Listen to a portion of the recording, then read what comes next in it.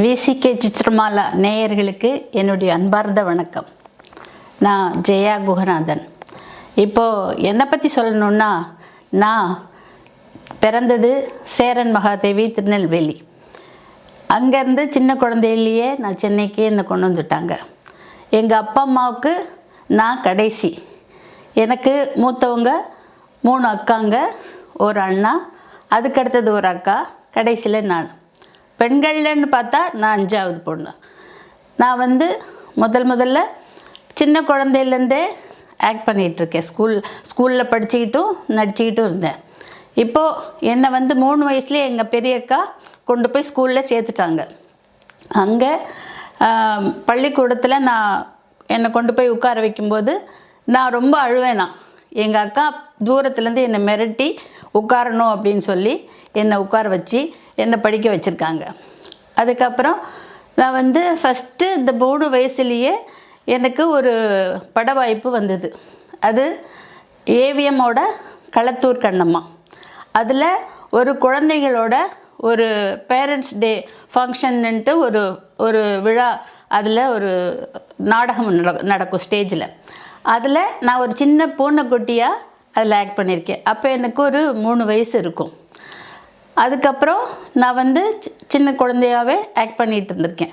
ஒரு 8 வயசில் நான் ஃபஸ்ட்டு ஆக்ட் பண்ண படம் அந்நியுஷம் கண்டத்தில்லாங்கிற மலையாள படம். அது எனக்கு எப்படி அந்த வாய்ப்பு கிடச்சிதுன்னா, என்னுடைய பெரிய மாமாவோட நண்பர், உறவினர்னு கூட சொல்லலாம், இஎன் பாலகிருஷ்ணன். அவர் கேமராமேனாக அந்த படத்தில் வேலை செய்துட்டு இருந்தார். அவர் நான் எங்கள் பெரிய அக்கா வீட்டுக்கு நான் போகும்போது வரும்போது என்னை சின்ன குழந்தையாக நான் பார்த்துருக்காரு. அப்போது அந்த அந்நியுஷ கண்டத்தில்லாங்கிற படத்தில் சின்ன கேஆர் விஜயாவாக ஒரு குழந்தை தேவைப்பட்டிருக்கு.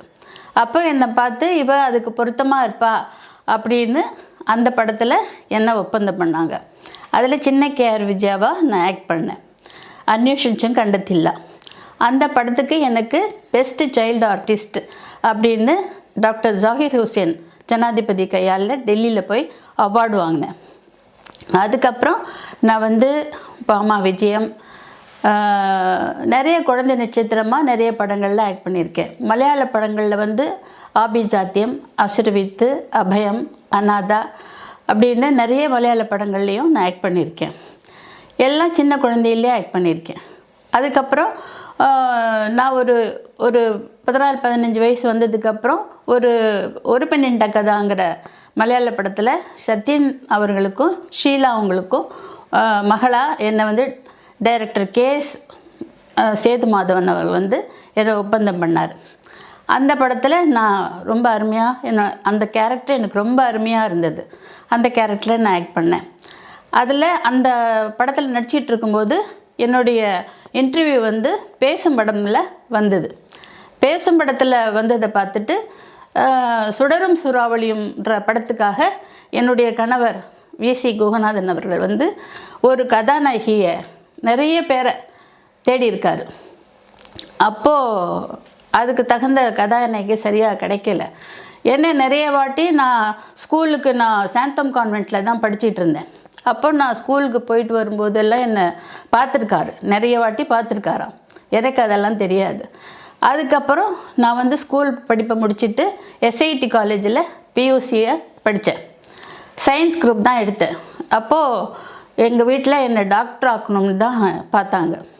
அப்போது எனக்கு இந்த சினிமா வாய்ப்பு ஹீரோயினாக நடிக்கிறதுக்கு சுடரும் சூறாவளியும்ல வந்தபோது எங்கள் அப்பாவுக்கும் இவ படிப்பு கெட்டு போயிடும், நடிக்க வேண்டாம் அப்படின்னு எங்கள் அப்பாவோட அபிப்பிராயம் இருந்தது.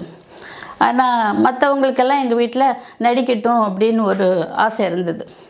ஆனால் எனக்கு காலேஜ் படிப்பும் ஸ்கூல் படிப்பு இதெல்லாம் நடிக்கும்போதே நிறைய டிஸ்டர்பன்ஸ் இருந்தது. இருந்தாலும் படிச்சுக்கிட்டும் இருந்தேன், நடிச்சுக்கிட்டும் இருந்தேன் ஒரு பக்கம். அப்போது இந்த வாய்ப்பு சுடரும் சூறாவளியும்க்கு வந்தபோது சரின்னுட்டு அந்த கதையை முதல்ல என்னுடைய கணவரை அப்போ தான் நான் சந்தித்தேன். அவர் அந்த கதையை எனக்கு முழுசாக சொன்னார். எனக்கு ரொம்ப பிடிச்சிருந்தது. எங்கள் குடும்பத்தில் உள்ளவங்களுக்கும் அந்த கதை ரொம்ப பிடிச்சிருந்தது. சரி நடிக்கட்டும் அப்படின்ட்டு அந்த படத்தில் ஏவிஎம் சித்ரமாலா கம்பெயின்ஸ்ங்கிற பேனரில் சுடரும் சூறாவளியும் படத்தில் நான் ஒப்பந்தம் ஆனேன் ஃபஸ்ட்டு. அதுக்கப்புறம் எஸ்ஐடி காலேஜில் பியூசி படிப்பு முடிச்சிட்டேன். அந்த பியூசி முடிஞ்சு போச்சு. அதுக்கப்புறம் என்னால் தொடர முடியல படிப்பு. ப்ரைவேட்டாக பிஏ படித்தேன். இது எங்களுடைய விசிகே சித்திரமாலா சேனல். இதில் பல்வேறு நிகழ்ச்சிகளில் நான் தொடர்ந்து உங்களை சந்திப்பேன். நீங்களும் அதை பார்த்து மகிழலாம். நன்றி, வணக்கம்.